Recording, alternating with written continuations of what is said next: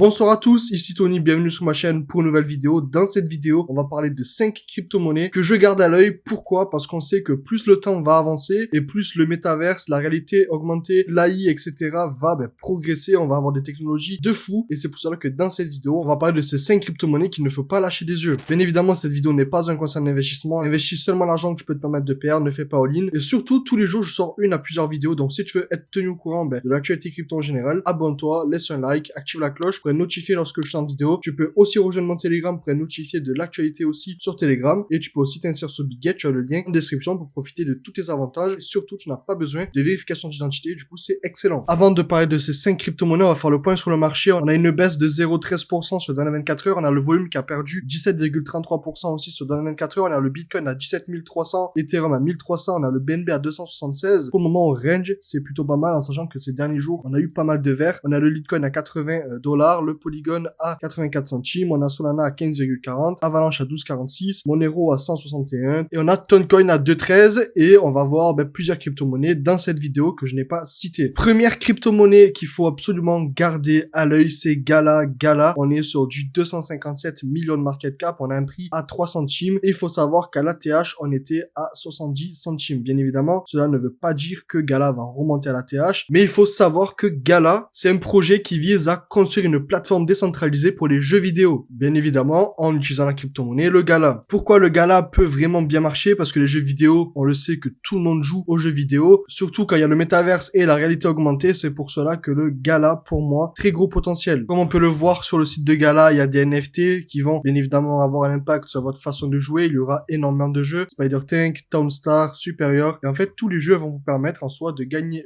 du Gala, et vous allez même pouvoir obtenir des récompenses en Gala pour avoir un type de revenu passif, un peu comme Axie Infinity avant, où on pouvait acheter des Axie avec les cryptos, et obtenir de la crypto en retour, selon votre façon de jouer, avec une marketplace où vous allez pouvoir vendre vos NFT pour obtenir du Gala. Bref, vraiment, Gala, très bon projet sur le long terme. Ensuite, deuxième projet, on le présente plus, Sandbox, 49 centimes, Sandbox qui a pris une claque monumentale après la chute de FTX et le Luna, etc. Comme toutes les crypto-monnaies, vous allez me dire, on a un market cap à 700 millions, à l'ATH, on avait un Sandbox à près de 7 $ et un market cap à 7 milliards. Il faut savoir que Sandbox vise à créer un univers décentralisé, bien évidemment qui est virtuel, et vous allez pouvoir utiliser la crypto Sand, donc le Sandbox. Sandbox, vous connaissez, c'est les fameux terrains, les terrains qui sont d'ailleurs achetables sur OpenSea, donc vous allez pouvoir acheter vos terrains et dessus ajouter différentes choses, comme là vous voyez, on a le store où on peut acheter différents trucs, comme par exemple des voitures, on a des skins, bref, vous allez pouvoir acheter des terrains sur OpenSea et ensuite customiser vos terrains avec différentes choses. Donc on est encore dans le métaverse et bien évidemment Sandbox continue à se développer, donc ça ne me choquerait pas de voir tout ce qui est les casques VR, etc.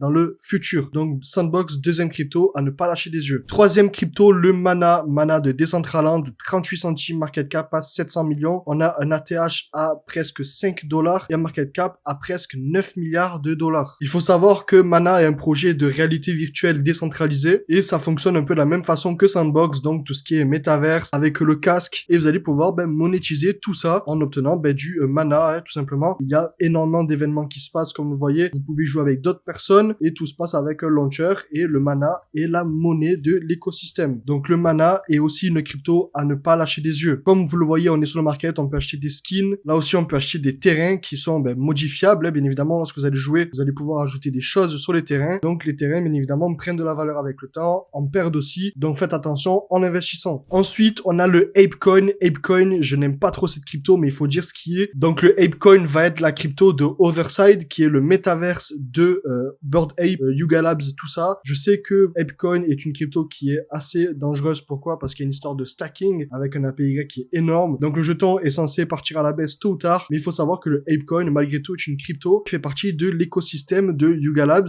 Qui dit écosystème dit aussi métaverse. Donc pour acheter des terrains, pour acheter des choses sur le métaverse, il va falloir le Ape, tout simplement. Vu qu'on sait que Yuga Labs sont extrêmement puissants dans le milieu des NFT, moi ça me choquerait pas de voir sur le long terme Yuga Labs ajouter des moyens de paiement en Ape ou collaborer avec d'autres projets pour payer en Ape, etc. À voir sur le long terme ce que ça donne. Et cinquième projet, Ethereum, c'est pas secret. Pourquoi? Parce que c'est sur Ethereum que la plupart de ces projets sont basés. Donc Ethereum, bien évidemment, sur le long terme, on sait que tout le monde va utiliser Ethereum. D'ailleurs, je t'invite à regarder la vidéo sur Matic. Pourquoi je parle de Matic? Parce que Ethereum, plus Ethereum sera adopté et plus les frais de gaz seront puissants. Ça me choquerait pas de voir tous les gros projets de la blockchain Ethereum, partir sur des L2 dans Matic. Tu as le lien en haut à droite, n'hésite pas à cliquer dessus pour regarder la vidéo sur Matic. Bien évidemment, cette vidéo n'était pas un gros investissement, j'ai fait cette vidéo dans le but de vous proposer du contenu et de vous montrer les projets métaverse à ne absolument pas rater. Si cette vidéo t'a plu et si tu veux être tenu au courant de toutes mes vidéos sur l'univers de la crypto en général, alors abonne-toi, laisse un like et active la cloche, ça m'activera la cloche que tu pourrais être notifié lorsque je sors une vidéo. Rejoins-moi sur Telegram pour communiquer avec nous et aussi tu peux t'inscrire sur Bitget, tu as le lien en description et en commentaire épinglé pour profiter du spot à 0%, future, copy trading, launchpad, launchpool et tout ce qui va avec. C'était Tony, je te remercie d'avoir de la vidéo jusqu'ici, on se retrouve très prochainement dans une prochaine vidéo. À plus, ciao.